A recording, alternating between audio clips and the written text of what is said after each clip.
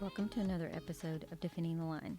I'm Christy Shepard, and this is my podcast to share the story of what happened in the murder of my cousin Debbie Carter in our small Oklahoma town, and how finding out the men convicted of that crime were innocent turned into a quest for truth and accountability.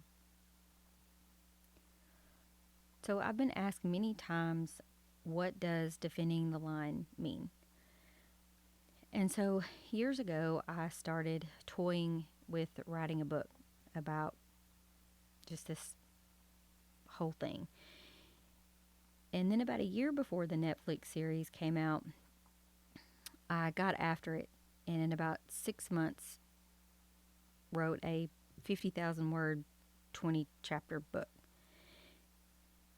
And toward the end of writing, I came across a quote by St. Augustine that says, "The truth is like a lion. You don't have to defend it. Let it loose. It will defend itself."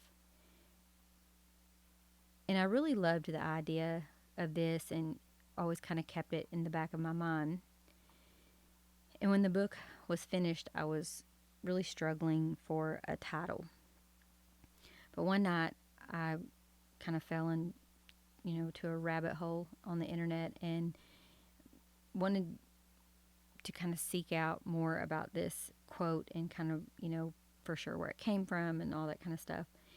And I came across a post that was entitled "Defending the Line, the Vulnerability of Truth." And I was intrigued, and the author made some very compelling points, but it was the last paragraph that really struck me and stayed with me.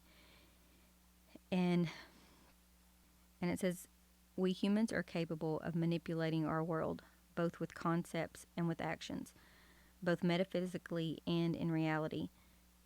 We have rendered the line vulnerable, and it relies on our protection if it is to prevail. The benefits of defending the line, and whether we have a moral imperative to do so, are the truths to be explored." And that was it. I knew that it was just as she'd said. It was about defending the lion. It wasn't just stating a truth or stating someone's truth, but really seeking out what that truth was. And there was some interest in publishing the book and some serious interest at one point. But the main pushback that I received was my connection to John Grisham, which really kind of blew my mind, in that any fear or reluctance or, worry about taking on such a thing as, writing a book, having a connection or a friendship or whatever with John Grisham, who is one of the, most well-known authors in this country, that was not anywhere even on my radar that would be the problem. But evidently, they really felt like that this story had already been told. And as you can see, if you've been listening to the other episodes, that is quite not how it is. And again, John's book was great, but it also told one perspective of the story of one of the men who was wrongfully convicted, up to the point of when he got out of prison and just shortly after. And so there's much more to what has happened. And really, I think I may have said this before, but John's book really opened this Pandora's box for my family. When Ron and Dennis were exonerated, that took a turn that we never expected. Almost 40 years that Debbie has not been with our family, and interest and confusion still surrounds her murder. But this has been my attempt to ensure that Debbie's story wasn't defined by the last few tragic moments of her life. It turn into a personal calling to fight for the rights of other victims and their families and those who had been wrongfully convicted. Though striving to tell her story, again, often feels like I've boarded a train that has no destination. I spend a great deal of my time feeling frustrated about what has been placed on my heart. I recall a conversation I had with an exoneree friend who said, we put these locks in place to catch mistakes. But when we find these mistakes, we claim that there's nothing that can be done even at the highest levels.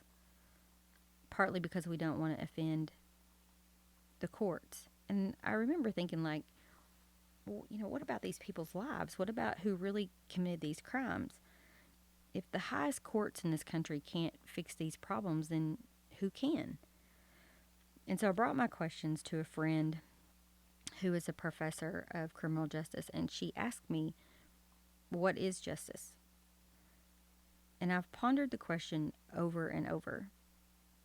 And really, the harder I try to define it, the less I come up with. But whatever justice is, truth and accountability should be at the heart of it. The American criminal justice system is plainly laid out for us in statute, but we really don't pay attention to that. We kind of ignore what's right under our nose just out of blind faith. You don't really notice that no one calls it the victim's justice system. And our system is perceived as this well-oiled machine with all its orderly procedures. And those responsible for maintaining the daily order, are well educated and are trained. They dress in uniforms and suits and robes, and they use words and terms that sound like a foreign language. Who are you to question such a thing as this? And as I became more involved with trying to change policy and speaking out about Debbie's case, I met more and more people who had been affected by wrongful conviction. And many of these people became very dear friends, and some I consider family, because these people profoundly affected me and changed the way that I saw the world. It was an exoneree friend in California who had spent many years on death row for a murder he didn't commit. He looked me square in the face and said, "We need people like you to speak up, because if you don't do this work, who will?" And for several years, I traveled all over, and every time meeting more of those who had been failed by the criminal justice system. So I want to tell you a story about, it was a case here in Oklahoma, and I'm not going to use their real names, but we're going to call them Kevin and Joy. And Joy was a college student in 1982 when a man broke into her apartment at knife point and raped her. So Kevin was identified in a photo lineup as being the man who raped her, and he spent 13 years in prison before DNA exonerated him. So then in 2013, Joy received a phone call from the prosecutor's office asking for a meeting. And when she arrived, she was told that there had been a DNA match in her case through the national database. And Joy explained to me that during this meeting, she was really treated like shit and told that there was some kind of mix-up with her stuff and that the DNA results had been in someone's desk drawer for 7 years. Yes, 7 years. So Kevin was exonerated in 1996. For whatever reason, it wasn't until 2002 that the DNA sample was even uploaded into the database. Then in 2006, a DNA sample from a man in another state was uploaded into the system, and there was a match to Joy's case here in Oklahoma. Those matching results to Joy's case were then sent to the county where her assault had taken place back in 1982. And those results were put into a desk drawer where they would sit for 7 years. And it wasn't until a reporter started inquiring about this case that even came to light. No one can answer why this mishap occurred, or no one was ever held accountable. And while those DNA results sat in someone else's desk drawer, the statute of limitations had run out on DNA discovery for that rape case to be prosecuted. And the real rapist was released onto the streets. Nothing ever happened. So there's really little understanding of what victims and murder victims' surviving family members face in dealing with the criminal justice system. This story about Joy and Kevin is only one example of how the justice system fails victims too. I have made friends with people who have survived the most brutal rapes, barely escaping with their lives. And they, at some point later have found out that the DNA didn't match in those cases. And it's devastating. And many of these women later are treated like criminals and have received death threats. I mean, no rape survivor would ever want the wrong person to go to prison. And the most heartbreaking is the depths of guilt these women feel if they find out there were other women raped after them. Feeling like because they got it wrong or in some way it was their fault, when in reality they were also failed by a flawed identification system. I mean, there are countless studies on issues of the reliability when it comes to stranger eyewitness identification during a crime or trauma. And there are even bigger issues with reliability when it comes to cross-racial identification. Almost 75% of all DNA exonerations are due to the methods of how these identifications take place. And 42% of those are cross-racial. So if we know the standard methods we use fail and re-traumatize victims, put innocent people in prison, now victimizing them, allowing the real perpetrator to continue victimizing others, why is it so difficult to convince the powers that be that we need to be doing something different? So my frustration is obvious. But even with all the heartache and the feeling like why bother because it's too hard and nothing will ever change, these people and some of the moments that I've been lucky to witness are what makes it worth it. So once I was at a innocence conference in California, and myself and two of my friends who are exonerees decided to stay on an extra day, and we wanted to celebrate our birthdays together because we're only separated by a few days. So there was, we're going to call her Dee. So there was Dee, who had spent many years in a women's prison for a crime she didn't commit. And we were about the same age. And when we met, we were instantly soul sisters. And then there was Kevin from the story I just told you.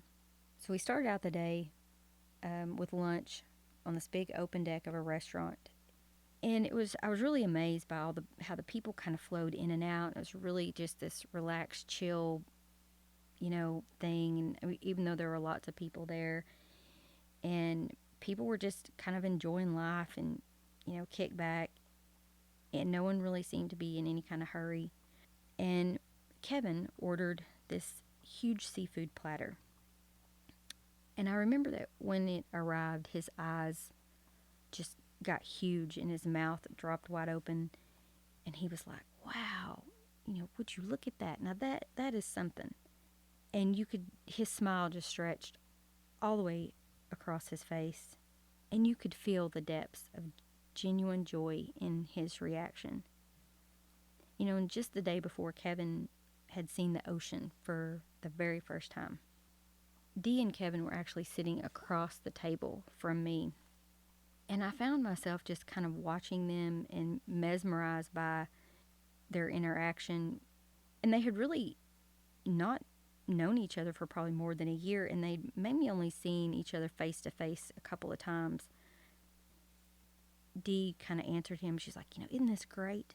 She's like, I told you, brother, next year we were going to share our birthdays together, and here we are, and I really felt honored to be there with them.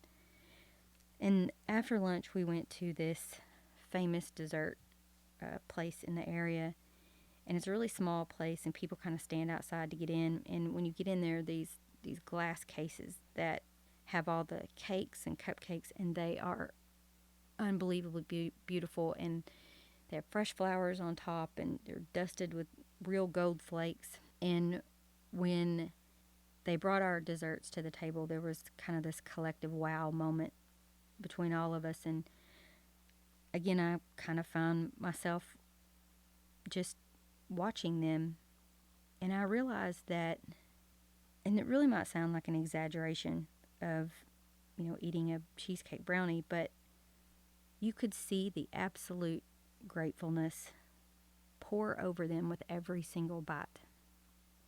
And I thought about the years that both of them had spent in prison, innocent for crimes they had not committed. And I guess the experience of being wrongfully convicted in part was what kind of invoked their appreciation for what probably most of us take for granted. But I really thought, I wonder if I will ever taste anything that tastes that good. They had such an appreciation for being in that moment. And I often try to remind myself of that. And so this quote kind of helps me describe my why. Compassion is sometimes the fatal capacity for feeling what it's like to live inside someone else's skin. It is the knowledge that there will never really be any peace and joy for me until there is peace and joy finally for you too. And that's how I feel about these people that I've met. I can't look away. I can't pretend that I haven't seen what I've seen. And some of my exoneree friends have passed away. And so it's for them too that I continue this on. So in one of the questions that was sent in to me, I was asked by Casey, he said, you said Detective Smith asked if she had a gun and she brought it with her in the seat. And he's talking about one of the episodes when I was talking about when my aunt was asked to come to the police station and they told her to get a gun. And he said, why do you think he would ask that? And I really don't know. I don't know if that was for dramatic effect. I don't know if it was, I know that she was kind of in a panic. I don't know why he would ask her that other than, like I said, for dramatic effect. I find it interesting that they knew what they were going to ask her, but didn't ask anyone to go with her, be there with her for that.